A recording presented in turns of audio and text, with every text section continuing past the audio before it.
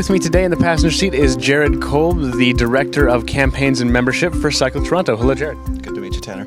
How long have you been a cyclist? Been a cyclist. I've been riding bikes since I was a kid, but went away to university, and a buddy of mine and I decided at the end of our degrees to ride across Canada. So we bought bikes, and we went on this big odyssey, which that catapulted me back into the world of bike riding. Cycle Toronto is Toronto's only member-based cycling advocacy organization. What we do is we put pressure on City Council to enact better bike policy legislation, build better bike lanes, and build out better bike infrastructure.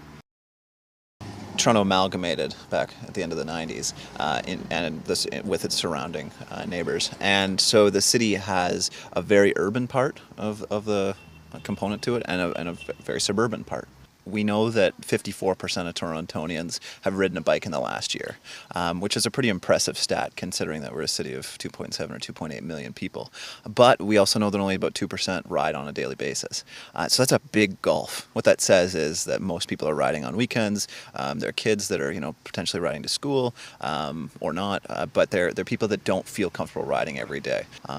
Copenhagen didn't become one of the most bike-friendly cities in the world overnight. It took 40 years of concerted planning. We can't get more cars on the road.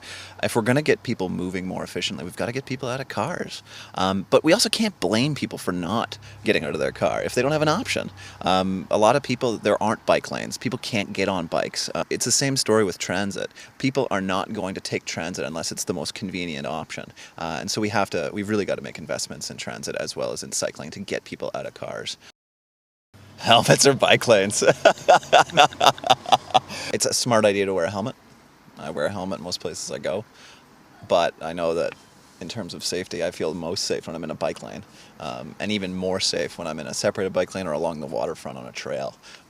So helmets are good, they're part of the solution, but they're not the full story. The biggest part of the story is bike lanes. Last year, council approved the immediate removal of Pharmacy, the bike lanes on Pharmacy and Birchmount. So that's where, last year was the first year that we had a net loss of bike lanes in the city of Toronto. 1% of people will ride regardless of infrastructure. Right. Those are the kamikazes. And then there's another 6 to 7% that will ride with the appearance of safety. So painted bike lanes, signage, sharrows. And then there's this whopping 60% that won't ride unless they're on physically separated bike lanes, protected bike lanes. And so I think that's a big part of the story in Toronto as well, is that people are ready to ride. We've just got to give them the means to be able to do it.